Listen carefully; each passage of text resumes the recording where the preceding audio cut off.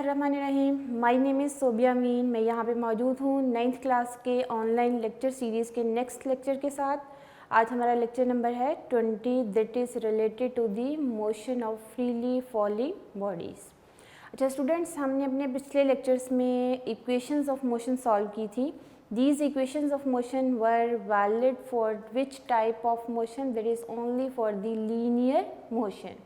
और वो जो तीन हमने इक्वेशन ऑफ मोशन जो है वो डिराइव की थी, first equation of motion, second equation of motion and third equation of motion, ये सिर्फ वैलिड है लीनियर मोशन के लिए। अगर तो ऑब्जेक्ट की मोशन स्ट्रेट लाइन मोशन होगी और हमने इनिशियल वेलोसिटी फाइंड आउट करनी है या फाइनल वेलोसिटी फाइंड आउट करनी है या एक्सेलरेशन या डिस्टेंस हमने कैलकुलेट करना है या टाइम ड्यूरेशन कैलकुलेट करना है, तो फिर अकॉर्डिंग टू डाटा जो है वो हम एक फिजिबल जो है वो इक्वेशन ऑफ मोशन जो कि रिलेट करेगी हमारे उस गिवन डाटा को कि इसमें से 4 वेरिएबल होते हैं, जिसमें से 3 वेरिएबल अगर आपको पता हो तो फोर्थ वन हम क्या कर सकते हैं, कैलकुलेट किया जा सकता है।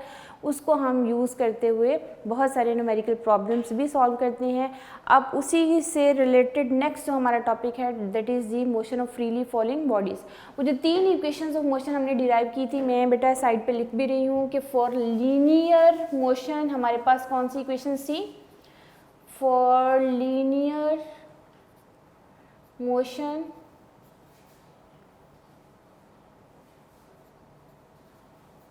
the equations of motion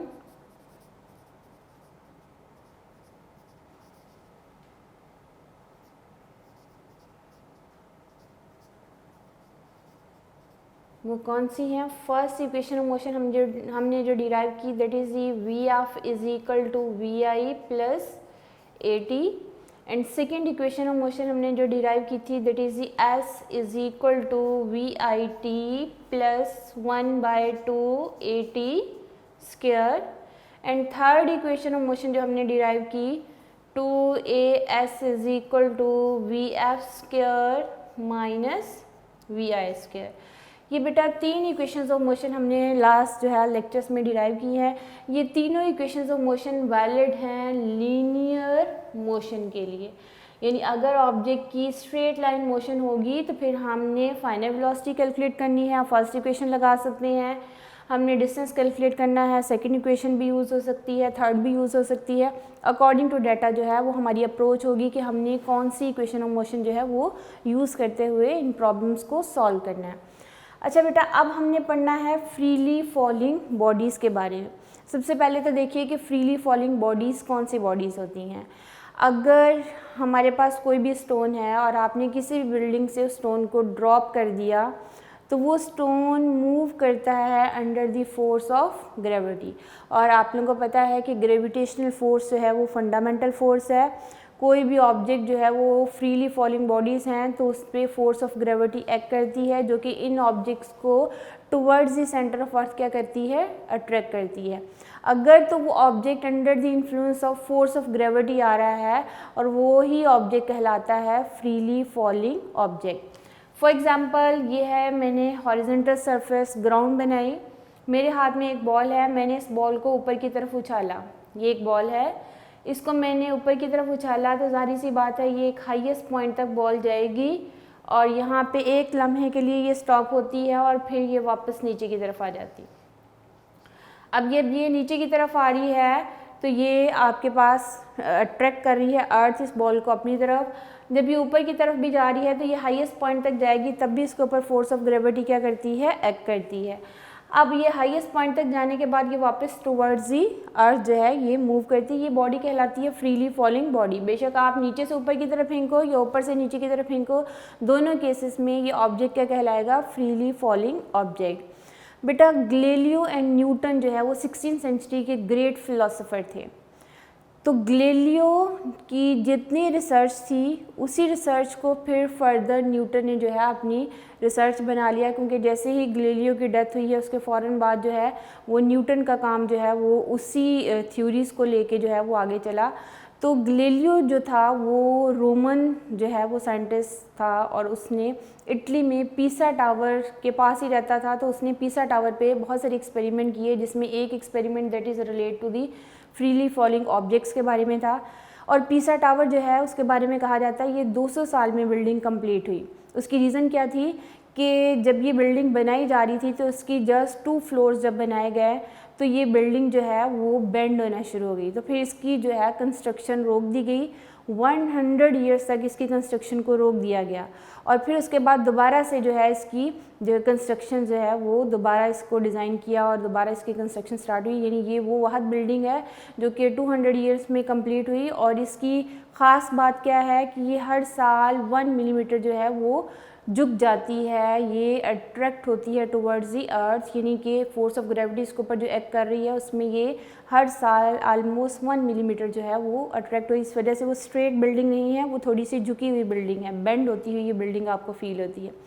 फिर साइंटिस्ट जो हैं बहुत ज़्यादा इसके बारे में कॉन्शियस थे, उन्होंने कहा कि क्यों ना हम इस बिल्डिंग को बचाएं और उसकी फिर फर्दर जो है उन्होंने एक साइड से डिगिंग करके बहुत ज़्यादा जो है उसके जो बुनियादें थी उसमें ऐसा मटेरियल ऐड किया कि अब ये बिल्डिंग जो है वो कई साल तक जो है कई 100 साल तक सरवाइव कर सकती है, क्योंकि अब इसकी जो बेंडिंग है वो नहीं हो रही, वो स्टॉप हो गई हुई है। तो अगर आप बाहर से देखोगे तो आपको यही टावर जो है वो थोड़ा झुका हुआ बेंड हुआ फील होता है, तो इसको बोला जाता है पीसा tower, that is in the Italy. अच्छा बेटा, ये जो पीसा टावर है इसी पे गैलीलियो ने बहुत सारे एक्सपेरिमेंट किए। उसने कहा कि आपके पास एक हैवियर ऑब्जेक्ट हो या लाइटर ऑब्जेक्ट हो, यानी आपके पास 5 kg का ऑब्जेक्ट एक है और अगर एक 1 kg का ऑब्जेक्ट है और अगर आप सेम हाइट से दोनों ऑब्जेक्ट को ड्रॉप करते हो तो वो दोनों ऑब्जेक्ट्स हैं एक ही टाइम में जाके ग्राउंड को हिट करते हैं। ये गैलीलियो के एक्सपेरिमेंट थे और गैलीलियो ने प्रूव किया कि ऑब्जेक्ट्स लाइटर हों या ऑब्जेक्ट्स हैवियर हों, दोनों केसेस में वो ऑब्जेक्ट जो है सेम यूनिफॉर्म एक्सेलेरेशन के साथ towards the centre of earth क्या करते हैं, मूव करते हैं। इसी वजह से उसने कहा कि ये जो एक्सेलेरेशन है जिसके साथ ये ऑब्जेक्ट्स मूव करते हैं towards the centre of earth, this acceleration is called the gravitational acceleration, यानी कि जिस एक्सेलेरेशन के साथ ये ऑब्जेक्ट्स मूव करेंगे इस एक्सेलेरेशन को क्या बोला जाता है, ग्रेविटेशनल एक्सेलेरेशन।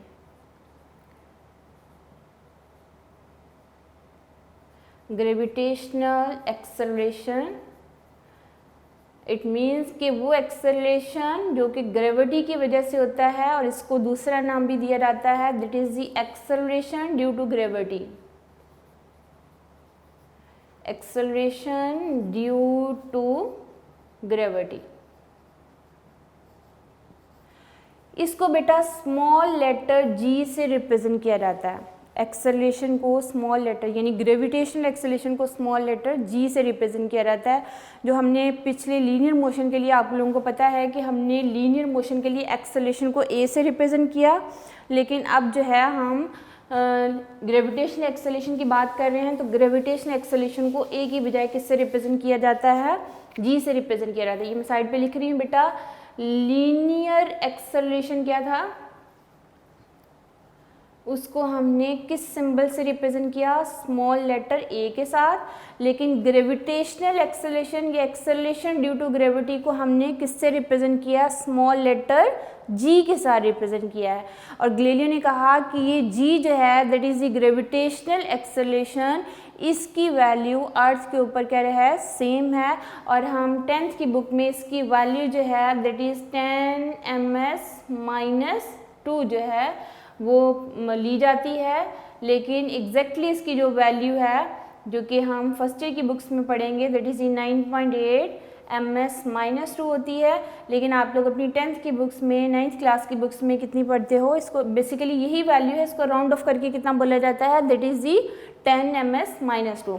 और ये जो एक्सेलरेशन जिसके साथ ये बॉडीज मूव करती हैं under the force of gravity, इस एक्सेलरेशन का नाम क्या है, ग्रेविटेशनल एक्सेलरेशन। इसको किस सिंबल से रिप्रेजेंट किया जाता है, that is the small letter g and its value is 10 ms-2।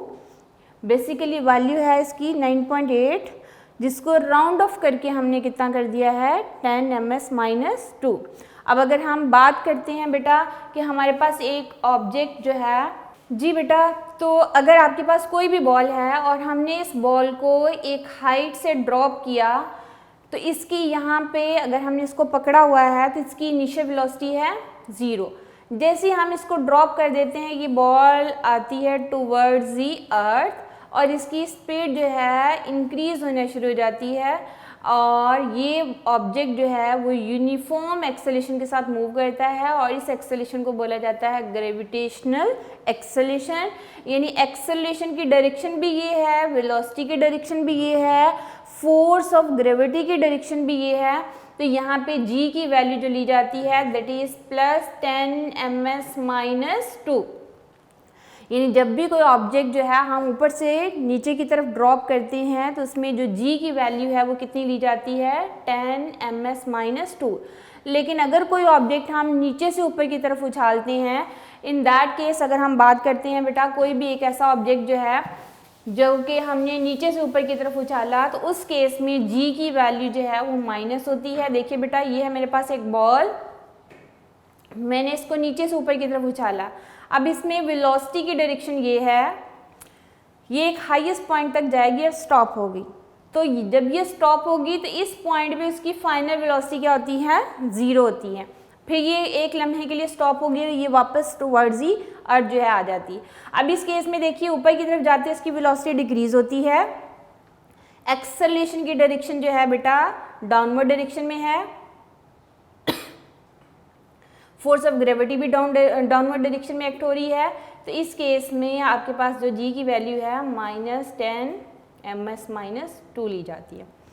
तो हम क्या बात करते हैं बेटा, जब भी कोई ऑब्जेक्ट जो है वो फॉल होता है टुवर्ड्स दी अर्थ, इसकी वेलोसिटी इंक्रीज़ होती है। वेलोसिटी इंक्रीज़ होने के साथ उसका जो एक्सेलेरेशन है, यूनिफॉर्म एक्सेलेरेशन जो है बेटा उसकी वैल्यू क्या ली जाती है प्लस में, पॉजिटिव में ली जाती है, दैट इज़ 10 ms - 2। और अगर कोई भी हम ऑब्जेक्ट नीचे से ऊपर की तरफ उछालते हैं तो उसकी वेलोसिटी डिक्रीज़ होती है। इन दैट केस जो ग्रेविटेशनल एक्सेलेरेशन है उसकी वैल्यू नेगेटिव होती है और वो क्या ली जाती है -10 ms - 2। क्लियर है बेटा। देखिए कि आपके पास ग्रेविटेशनल एक्सेलेरेशन क्या था कि हर वो ऑब्जेक्ट जो कि under the influence of force of gravity move करता है और वो फ्रीली फॉलिंग ऑब्जेक्ट है, तो उसका जो एक्सेलेरेशन होता है वो लीनियर एक्सेलेरेशन ही, बल्कि उस एक्सेलेरेशन को नाम दिया गया है ग्रेविटेशनल एक्सेलेरेशन। और ये एक्सेलेरेशन जो है इसको हम ए की बजाय स्मॉल लेटर g से रिप्रेजेंट करते हैं और इसकी वैल्यू अर्थ की सरफेस के ऊपर बेटा होती है 10 ms - 2। और इसकी वैल्यू वो बॉडीज़ जो कि हमने जो है फॉल की हैं डाउनवर्ड डायरेक्शन में, उस केस में ये g की वैल्यू होती है बेटा +10 ms - 2। और वो बॉडीज़ जो हैं जिनको हमने ऊपर की तरफ थ्रो किया है, उस केस में इस g की वैल्यू जो है बेटा वो -10 ms - 2 होती है। ओके बेटा, ये था आपके पास ग्रेविटेशन एक्सेलेरेशन। और गैलीलियो ने कहा हैवियर ऑब्जेक्ट हो या लाइटर ऑब्जेक्ट हो, अगर वो सेम हाइट से हमने ड्रॉप किए हैं, that always move with the uniform acceleration and this acceleration is called the gravitational acceleration and this is the motion of the freely falling bodies. अब बेटा जो तीन इक्वेशंस ऑफ मोशन हमने पढ़ी हैं for the linear motion, same equations of motion को हम जो है under the force of gravity लिख रहे हैं। अब आपने इसको भी लर्न करना है।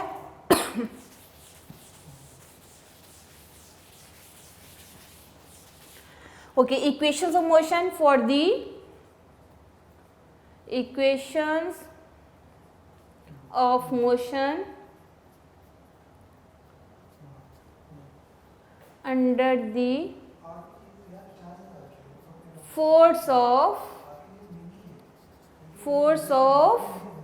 Gravity, equations of motion under the force of gravity. बेटा ये तीनों इक्वेशंस ऑफ मोशन जब हम लिखेंगे under the influence of the force of gravity, in that case बेटा दो चीज़ें आपने रिप्लेस करनी है। जो एक्सेलेरेशन होगा उसको आपने ग्रेविटेशनल एक्सेलेरेशन में चेंज कर देना है, यानी जो लीनियर एक्सेलेरेशन है वो चेंज हो जाएगा ग्रेविटेशनल एक्सेलेरेशन में। और जो डिस्टेंस है s जो है बेटा डिस्टेंस होता है, डिस्टेंस को चेंज कर देंगे हाइट में, क्योंकि जब भी हम किसी ऑब्जेक्ट को जो है वो ऊपर की तरफ थ्रो करते हैं तो जो डिस्टेंस होता है बेटा वो उस ऑब्जेक्ट की हाइट बन जाती है।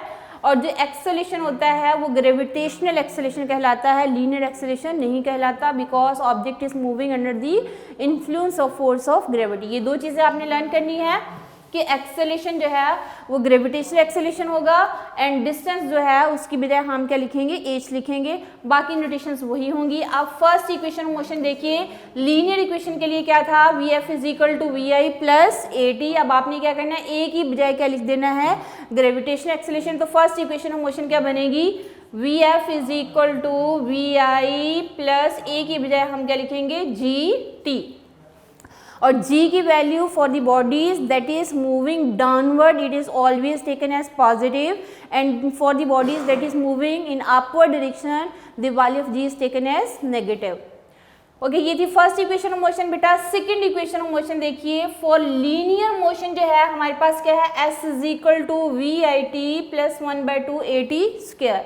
अब आपने s को चेंज कर देना हाइट में एंड एक्सेलेरेशन को चेंज कर देना है ग्रेविटेशनल एक्सेलेरेशन में। तो तब आपके पास under the influence of force of gravity जो सेकंड इक्वेशन बनेगी बेटा, उसको हम लिखेंगे h is equal to VIT plus 1/2 a की बजाय क्या लिखेंगे, GT स्क्वायर।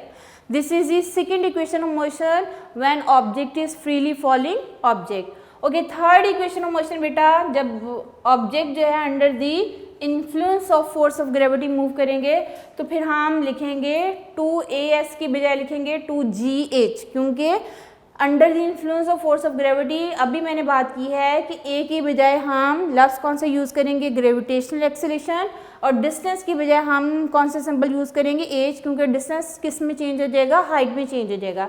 तो आप थर्ड इक्वेशन मोशन लिखोगे 2gh is equal to Vf square minus VI square.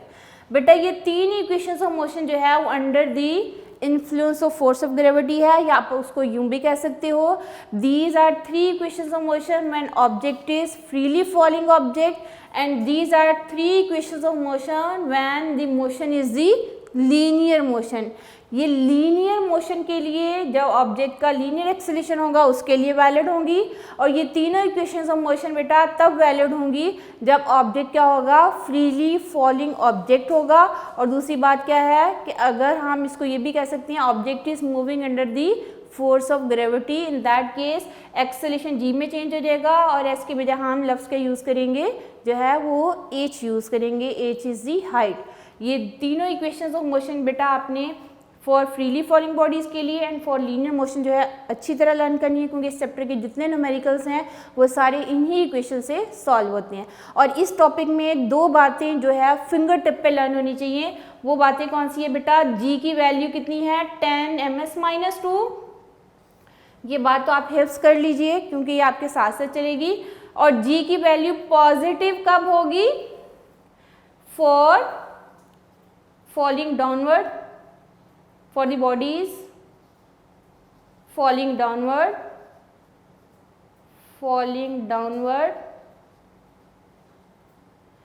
ये बेटा g पॉजिटिव होगा। और g नेगेटिव कब होगा, bodies for throw in upward direction, bodies throw in upward direction, throw in upward direction.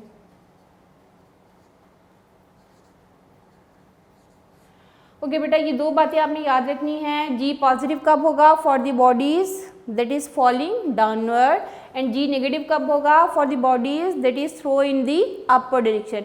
यूँ समझ लो कि अगर मेरे हाथ में कोई बॉल है और मैंने उसको ऊपर की तरफ उछाला तो g की वैल्यू नेगेटिव होगी, और अगर आपके हाथ में बॉल है और आपने इसको नीचे की तरफ उछाल दिया है, यानी यहाँ से ड्रॉप कर दिया है, तो इन दैट केस हमारे पास g की वैल्यू क्या ली जाती है, पॉजिटिव ली जाती है। उसकी रीज़न क्या है, आपके हाथ में बॉल है, आपने छोड़ दिया, उसकी वेलोसिटी इंक्रीज़ होती है। जब वेलोसिटी इंक्रीज़ होती है एक्सेलेरेशन पॉजिटिव होता है। और अगर आपके हाथ में बॉल है और आपने इसको ऊपर की तरफ थ्रो किया है, इस केस में बॉडी की वेलोसिटी डिक्रीज़ होती है। जब वेलोसिटी डिक्रीज़ होती है तो एक्सेलेरेशन क्या होता है, नेगेटिव होता है, क्योंकि उस केस में एक्सेलेरेशन एंड वेलोसिटी एक दूसरे के अपोजिट डायरेक्शन में होते हैं। बॉडी ऊपर की तरफ जा रहा है लेकिन एक्सेलेरेशन की डायरेक्शन किस तरफ होगी, टुवर्ड्स दी अर्थ। तो बॉडी और एक्सेलेरेशन की डायरेक्शन एक दूसरे के अपोजिट होती है, तो उस केस में एक्सेलेरेशन क्या लिया जाता है, नेगेटिव लिया जाता है। फिर से रिपीट कर रही हूँ बेटा, g की वैल्यू पॉजिटिव होगी for the bodies that is moving downward and the value of g is negative for the bodies that is moving in upward direction. ये था हमारे पास motion of the freely falling bodies. अब इसी topic से related बेटा दो example है वो मैं सॉल्व करा रही हूँ आप लोगों को, जिसमें यही इक्वेशंस ऑफ मोशन यूज होंगी, यानी यही तीनों इक्वेशंस ऑफ मोशन जिसमें ऑब्जेक्ट जो है वो फ्रीली फॉलिंग ऑब्जेक्ट कहलाएगा और बॉडी मूव करेगा under the influence of force of gravity. Okay, अब ये तीनों इक्वेशंस ऑफ मोशन जो है बेटा ये मैं यहाँ साइड पे भी लिख रही हूँ ताकि आप लोगों को क्लियर हो जाए कि हमने क्या किया है कि तीनों equations of motion under the force of gravity जो है फर्स्ट इक्वेशन ऑफ मोशन लिखेंगे V F is equal to V I plus G T. Second equation of motion S की बजाय लिखेंगे H is equal to V I T plus 1/2 G T square. And third equation of motion है बेटा 2gh is equal to V F square minus V I square. ये तीनों equation of motion है for the freely falling bodies के लिए। अब example मैं solve करा रही हूँ जो कि इसी टॉपिक से रिलेटेड है। एग्जाम्पल बेटा पेज नंबर है जी आपके पास 49 बुक का एंड एग्जाम्पल नंबर है 2.14। एग्जाम्पल 2.14 टेक्स्ट बुक का पेज नंबर है 49। क्लियर है बेटा? स्टेटमेंट एक दफ़ा मैं आप लोगों के लिए रीड आउट कर देती हूँ क्योंकि स्टेटमेंट से ही हमें बहुत सारी चीज़ों का पता चल जाता है कि हमने फाइंड आउट क्या करना है और आपको गिवन क्या है। क्वेश्चन ये है बेटा, a stone is drop from the top of the tower. आपके पास एक स्टोन है, फॉर एग्जाम्पल ये एक टावर है, टावर से हमने इस स्टोन को जो है वो ड्रॉप कर दिया है। ओके, जब यहाँ से ड्रॉप किया जाएगा तो इस स्टोन की इनिशियल वेलोसिटी क्या होगी? 0। अब ये स्टोन ऊपर से नीचे की तरफ आया है तो ए की बजाय ग्रेविटेशनल एक्सेलरेशन लिखेंगे और उसकी वैल्यू पॉजिटिव, ऊपर से नीचे की तरफ आते हुए बॉडीज के लिए पॉजिटिव होता है और वो कितना होगा 10ms-2। ये बेटा आपको स्टेटमेंट के अंदर बताया नहीं जाएगा, आपने स्टेटमेंट को समझ के इसको लिखना है कि हमने एक स्टोन को थ्रो किया है, ड्रॉप कर दिया एक टावर से, हमने स्टोन को पकड़ा हुआ था तो उसकी इनिशियल वेलोसिटी क्या थी? 0। अब उसको ड्रॉप कर दिया है तो इन दैट केस उसकी वेलोसिटी इंक्रीज हो रही है तो एक्सेलरेशन ग्रेविटेशनल एक्सेलरेशन होगा और for the bodies falling downward उसकी वैल्यू कितनी होती है? 10ms-2। ओके, उसके बाद वो कह रहा है stone hit the ground after 5 second, यानी यहाँ जाके जब इसको हिट करेगा तो टाइम कितना लगा? 5 सेकेंड। आपने दो चीज़ें कैलकुलेट करनी है बेटा, एक तो height of the tower calculate करना है और दूसरा ये किस वेलोसिटी के साथ जाके हिट करेगा, यानी उसकी फाइनल वेलोसिटी भी क्या करनी है? कैलकुलेट करनी है। क्लियर है? दो पार्ट हैं बेटा, हाइट भी कैलकुलेट करनी है एंड फाइनल वेलोसिटी भी कैलकुलेट करनी है स्टोन की जिसको हमने इस टावर से ड्रॉप कर दिया। ये है जी स्टोन, मैं इसका कलर चेंज कर रही हूँ रेड पेन से ताकि आपको पता चल जाए कि ये स्टोन है। ओके, ये है आपके पास स्टोन, इसको हमने इस टावर से ड्रॉप किया, यहाँ पे उसकी इनिशियल वेलोसिटी 0, जी की वैल्यू 10ms-2 पॉजिटिव में होगी क्योंकि बॉडीज फॉल हो रही हैं डाउनवर्ड। कितने टाइम लगा उसको? 5 सेकेंड। आपने height of the tower calculate करना है, फाइनल वेलोसिटी कैलकुलेट करनी है। मैंने रफ से स्केच बना दिया इस स्टेटमेंट को देख के। अब आपने इसी से गिवन डाटा लिखना है बेटा, गिवन डाटा। आपके पास स्टेटमेंट में सिर्फ एक चीज़ गिवन है, that is the time with which it hit the ground. बाकी चीज़ें आपने समझ के लिखनी है बेटा। तो इसकी initial velocity of the stone क्या होगी? 0। जी की value for the body is falling downward positive होती है बेटा, 10ms-2 होगी और टाइम कितना लगा है उसको? 5 second. Height of the tower क्या है वो आपने कैलकुलेट करना है और फाइनल वेलोसिटी भी कैलकुलेट करनी है। ओके, हाइट के लिए बेटा हम लगाएंगे जी second equation of motion h is equal to V I T plus 1/2 G T square. तो पहले हम हाइट कैलकुलेट कर लेते हैं। तो हाइट कैलकुलेट करने के लिए बेटा फर्स्ट ये दो पार्ट हैं इसके। फर्स्ट पार्ट के लिए हम लिख रहे हैं h is equal to V I T plus 1/2 G T square. Initial velocity 0 है बेटा, टाइम 5 सेकेंड था, 1/2 जी की वैल्यू होती है 10 एंड टाइम कितना है 5 का स्क्वायर। 0 को जिससे भी मल्टीप्लाई करोगे आंसर क्या आएगा 0, ये कैंसिल आउट कर दीजिए 5 आएगा, ये आएगा 5 मल्टीप्लाई 5 का स्क्वायर कितना आ जाएगा 25। 5 और 25 को मल्टीप्लाई कीजिए बेटा, ये दोनों को मल्टीप्लाई करने के बाद आपके पास आंसर आएगा 125 मीटर। चूँकि हाइट है उसका यूनिट क्या होगा मीटर।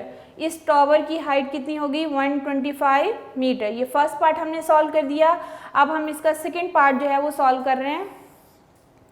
सेकेंड पार्ट में बेटा आपने फाइनल वेलोसिटी कैलकुलेट करनी है और फाइनल वेलोसिटी के लिए ये तीनों इक्वेशंस मैंने लिखी हुई देखिए। ये फर्स्ट इक्वेशन लगेगी V F is equal to V I plus G T. आप इजीली इस इक्वेशन से फाइनल वेलोसिटी कैलकुलेट कर सकते हैं। तो हम क्या लिखेंगे V F is equal to V I plus G T. G क्यों लिखा है, क्योंकि बेटा ये फ्रीली फॉलिंग ऑब्जेक्ट्स हैं and object is moving with uniform gravitational acceleration. Okay बेटा, इनिशियल वेलोसिटी 0 है, जी की वैल्यू 10 एंड टाइम कितना है 5। तो फाइनल वेलोसिटी कितनी होगी 50 मीटर पर सेकेंड। तो किस वेलोसिटी के साथ ये हिट करेगा ग्राउंड को 50 मीटर पर सेकेंड और हाइट ऑफ टावर कितनी होगी 125 मीटर। ये थे बेटा 2.14 एग्जाम्पल। अब इसी से रिलेटेड जो है 2.15 एग्जाम्पल जो है वो मैं सॉल्व करा रही हूँ। जी स्टूडेंट्स, अब हम एग्जाम्पल कर रहे हैं 2.15 और ये बुक के पेज नंबर जी 50 पे मौजूद है। स्टेटमेंट में पढ़ रही हूँ बेटा। A boy through the ball vertically upward. अब बॉय ने बॉल को किस तरफ थ्रो किया है वर्टिकली अपवर्ड। अब अगर मैं इसका रफ सा स्केच बना रही हूँ बेटा यहाँ पे कि अब जो है एक बॉय है, इसने एक बॉल को वर्टिकली अपवर्ड थ्रो किया है। ठीक है, जब ये अपवर्ड थ्रो करेगा तो यहाँ तक बॉल जाएगी, ख़ास हाइट तक बॉल जाएगी। जितनी वो ताकत लगाएगा, जितनी एनर्जी लगाएगा उतनी ही अपवर्ड डायरेक्शन में वो बॉल जाएगी और फाइनली एक हाईएस्ट पॉइंट पे जाके स्टॉप होगी और स्टॉप होने के बाद नीचे आ जाएगी। ठीक है, अब वो कहता है boy throw the ball vertically upward, it returns to the ground after 5 second. यानी ये अगर ग्राउंड है बेटा तो ये जाके वापस नीचे आके गिरती है तो इसको टाइम लगता है, यानी इस टाइम को मैं टी प्राइम से रिप्रेजेंट कर दूँ वो कितने सेकेंड लगता है 5 सेकेंड। बेटा दो चीज़ें इसमें हैं, एक है कि जो टाइम आपको गिवन है ना ये पूरा टाइम गिवन है, यानी ऊपर जाने के लिए और ऊपर से नीचे की तरफ आने के लिए, यानी बॉल ने यहाँ से यहाँ तक जो है हाइट कवर की, फिर यहाँ से वापस यहाँ तक हाइट कवर, ये इसके लिए जो टाइम है वो कितना लगा है 5 सेकेंड।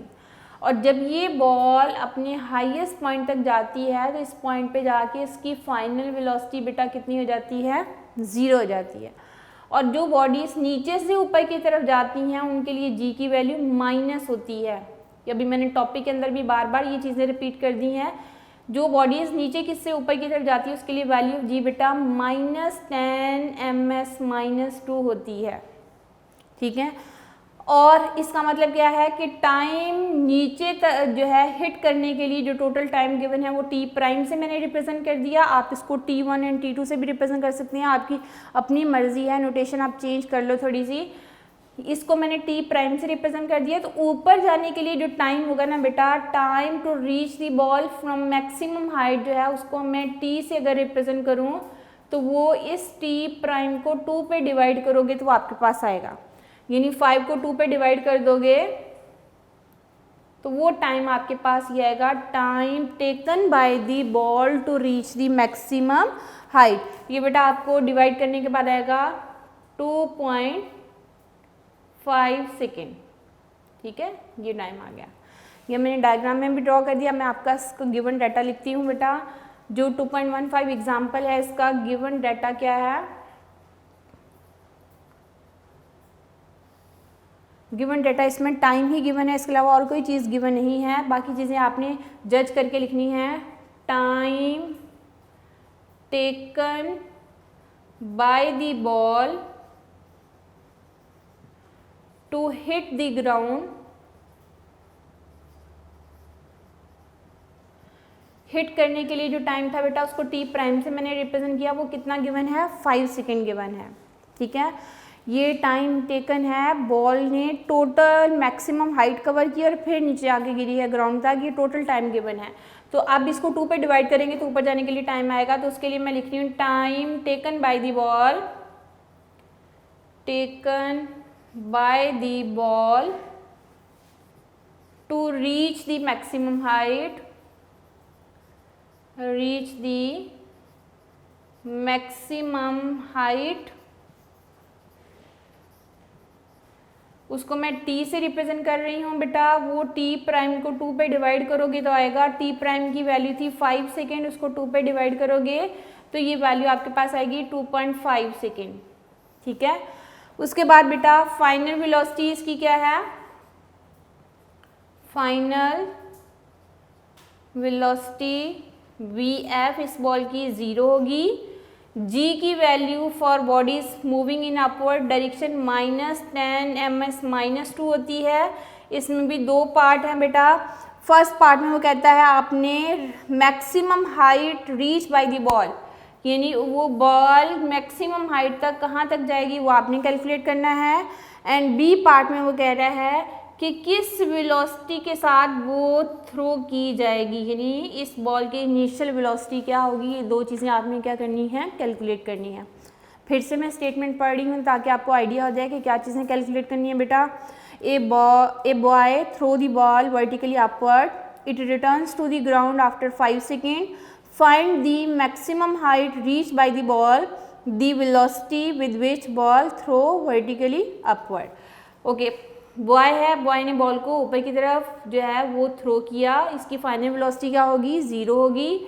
ऊपर से नीचे तक आने के लिए जो टाइम गिवन था, यानी time taken by the ball to hit the ground जो है t प्राइम 5 सेकेंड है। तो ऊपर जाने के लिए टाइम क्या होगा, इसी टाइम को 2 पे डिवाइड करोगे तो वो 2.5 सेकेंड आ जाएगा।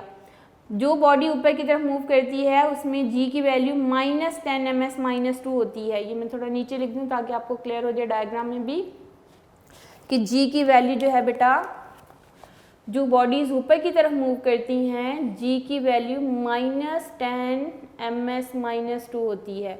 और ये जो टाइम है जिसको हमने डिवाइड किया, जो time taken by the ball to reach the maximum height, 5 को 2 पे डिवाइड करोगे तो ये 2.5 सेकेंड आएगा। ठीक है, ये आपके पास टाइम आ गया जिसको मैंने इधर गिवन डाटा में भी लिख दिया है। Time taken by the ball to hit the ground जो है बेटा t प्राइम, और t prime is equal to 5 second. उसके बाद हमने लिखा time taken by the ball to reach the maximum height, ये इसको t से रिप्रेजेंट किया, और ये t प्राइम को 2 पे डिवाइड करोगे तो वो आपके पास आएगा। 5 सेकेंड को 2 पे डिवाइड किया तो कितना आ गया, 2.5 सेकेंड। फाइनल वेलोसिटी इस बॉल की क्या है, 0। g की वैल्यू 10 ms -2 है। आपने मैक्सिमम हाइट कैलकुलेट करनी है, इनिशियल वेलोसिटी कैलकुलेट करनी है। ओके बेटा, हाइट कैलकुलेट करने के लिए देख लीजिए, आपके पास जो गिवन है बेटा, फाइनल वेलोसिटी गिवन है, टाइम गिवन है और g की वैल्यू गिवन है। इसका मतलब क्या हुआ कि आपने इनिशियल वेलोसिटी कैलकुलेट करनी है तो फर्स्ट इक्वेशन यूज हो जाएगी। ठीक है, और आपने कैलकुलेट करनी है मैक्सिमम हाइट। जब इनिशियल वेलोसिटी पता चल गई तो आप सेकेंड इक्वेशन भी यूज़ कर सकते हो, या आप जो है थर्ड इक्वेशन से भी इसको फाइंड आउट किया जा सकता है। अब हम यूज़ कर रहे हैं बेटा, पहले इनिशियल वेलोसिटी कैलकुलेट कर लेते हैं। पहले हम, ताकि ये पता चल जाए कि इनिशियल वेलोसिटी किस वेलोसिटी के साथ ये बॉडी मूव कर रही थी, तो पहले इनिशियल वेलोसिटी कैलकुलेट करते हैं। To find initial velocity, initial velocity of the ball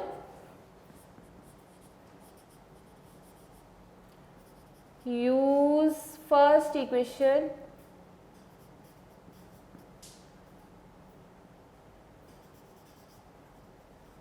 equation of motion. First equation of motion बेटा यूज करनी है, लेकिन कौन सी, जिसमें बॉडी फ्रीली फॉलिंग बॉडी कहलाता है और वो फ्रीली मूव करता है।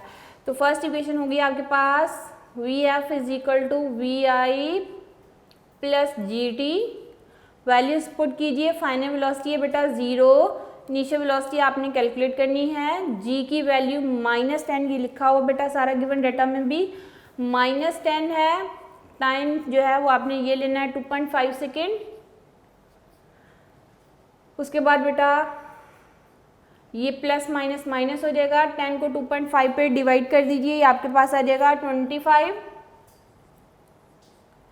फिर आप इक्वेशन के उस साइड पे लेके जाओगे तो आपके पास ये साइन माइनस है, क्या हो जाएगा प्लस हो जाएगा। तो हम क्या लिख सकते हैं, इस साइड पे इनिशियल वेलोसिटी लिखो, ये 25 को इक्वेशन के उस साइड पे लेके जाएंगे तो प्लस हो जाएगा 25 मीटर पर सेकेंड। अब इसको जो है जो चीज़ फाइंड आउट करनी है वो लेफ्ट साइड पे लिख लीजिए। तो इनिशियल वेलोसिटी कितनी आ जाएगी 25 मीटर पर सेकेंड। इस वेलोसिटी के साथ जो है वो बॉय इस बॉल को क्या करेगा, थ्रो करेगा। ठीक है, अब हमने इसका जो है ये पार्ट कैलकुलेट करना है, हाइट कैलकुलेट करनी है मैक्सिमम। तो आप सेकेंड इक्वेशन मोशन यूज कर सकते हैं। टू कैलकुलेट हाइट हम लिखेंगे h is equal to VIT plus 1/2 GT square.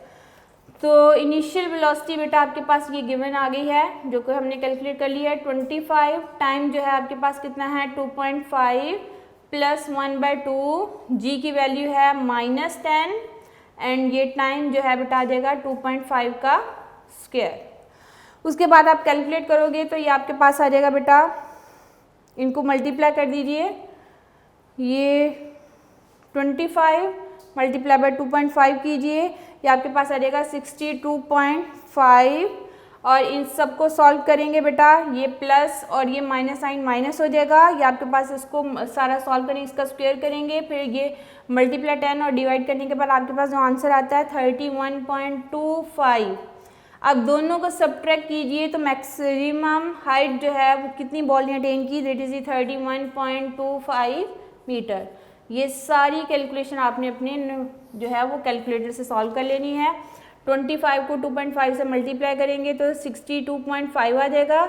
ये प्लस और ये माइनस क्या हो जाएगा बेटा, माइनस हो जाएगा। 2.5 का पहले स्क्वायर लेंगे, फिर जो वैल्यू आएगी 10 से मल्टीप्लाई करेंगे, फिर इसको 2 पे डिवाइड करेंगे तो आपके पास ये आंसर आएगा और दोनों को सब्ट्रैक्ट करेंगे तो आपके पास ये आंसर आएगा। ये आ गई उस बॉल की मैक्सिमम हाइट जो उसने अटेन की और इस वेलोसिटी के साथ उस बॉल को थ्रो किया गया है। 25 मीटर पर second is the initial velocity of the ball through which the boy throw it in vertically upward direction and the ball will achieve the maximum height 31.25 metre. ये थी बेटा हमारे पास एग्जाम्पल 2.15 जो कि इस चैप्टर की लास्ट एग्जाम्पल है, जो कि आज के टॉपिक से रिलेटेड थी, जिसमें हमने इक्वेशंस ऑफ मोशन यूज़ की हैं। कौन सी इक्वेशंस यूज़ की हैं बेटा, जब बॉडी की मोशन क्या होती है under the influence of force of gravity, यानी बॉडी को हमने फ्रीली छोड़ दिया हुआ है और बॉडी के ऊपर जो फोर्स एक्ट होती है वो कौन सी है, ग्रेविटेशनल फोर्स। तो इस केस में हम बोलते हैं object is freely falling object. उस केस में ए की बजाय एक्सेलेरेशन को हम किससे रिप्रेजेंट करते हैं, जी से, and small letter G is called the acceleration due to gravity, या हम इसको ग्रेविटेशनल एक्सेलरेशन भी कहते हैं। इसकी वैल्यू अर्थ की सरफेस के ऊपर बेटा होती है 9.8 ms-2, जिसको 9/10 की बच्चों के लिए राउंड ऑफ करा के हम लिखते हैं 10 ms-2, और आप अपनी न्यूमेरिकल प्रॉब्लम्स में इसकी जो वैल्यू अर्थ की सरफेस के ऊपर लिखोगे वो 10 ms-2 लिखोगे। लेकिन किसी और प्लैनेट पे चले जाएँ, किसी और हाइट पे चले जाएं तो ये जी की वैल्यू 10 नहीं रहती, फिर चेंज हो जाती है। वो हम जो है नेक्स्ट चैप्टर्स में इन चीज़ों को डिस्कस करेंगे। तो अभी जो है आपको आज करवाया है motion of freely falling objects, और इसमें ग्लेलियो के कंक्लूजन्स क्या थे, ग्लेलियो ने कैसे प्रूव किया कि लाइटर ऑब्जेक्ट्स हों या हैवियर ऑब्जेक्ट्स हों that always move with uniform acceleration, अगर सेम हाइट है तो वो एक साथ ग्राउंड को हिट करोगे। लेकिन बेटा आप जब एक्सपेरिमेंटली चीज़ों को ऑब्जर्व करते हो, फॉर एग्ज़ाम्पल तेज़ हवा चल रही है और अपने घर की छत पे खड़े हैं, आपके एक हाथ में प्लास्टिक की बॉल है और एक मेटालिक बॉब है, और आप दोनों को एक साथ एक हाइट पे ड्रॉप करते हो, तो क्या मेटालिक बॉब और जो प्लास्टिक की बॉब है वो एक साथ जाके ग्राउंड को हिट करेगी? ऐसा नहीं होता। ऐसा क्यों नहीं होता बेटा? अगर तो हवा तेज़ है तो फिर फ्रिक्शनल फोर्स जो प्लास्टिक की बॉब है वो फ्रिक्शनल फोर्स उसके ऊपर काफ़ी ज़्यादा एक्ट होती है और वो उसको हवा के साथ किसी और डायरेक्शन में ले जाती है। लेकिन मेटेलिक बॉब के ऊपर चूँकि वो मैसिव है, उसके ऊपर इतनी ज़्यादा फ्रिक्शनल फोर्स एक्ट नहीं हो रही। इन दैट केस वो जाके ग्राउंड को पहले हिट कर देगी, लेकिन जो प्लास्टिक की बॉल है वो हवा के साथ दूर तक जाएगी और फिर उसके बाद फाइनली वो भी हिट करेगी। इस केस में बेटा गैलीलियो ने यही कहा कि अगर हम बाकी फोर्सेस को निग्लिजिबल करते हैं, यानी सिर्फ एक फोर्स को कंसिडर किया जाए, वो कौन सी, फोर्स ऑफ ग्रेविटी, और बाकी फोर्सेस को हम निग्लिजिबल करें, then lighter bodies and heavier bodies that always move with uniform acceleration and this acceleration is called the gravitational acceleration. और उससे रिलेटेड हमने एग्जांपल भी कर लिए 2.14 एंड 2.15। इंशाल्लाह जो है वो हम नेक्स्ट लेक्चर के साथ फिर हाजिर होंगे। तब तक के लिए अल्लाह हाफिज़।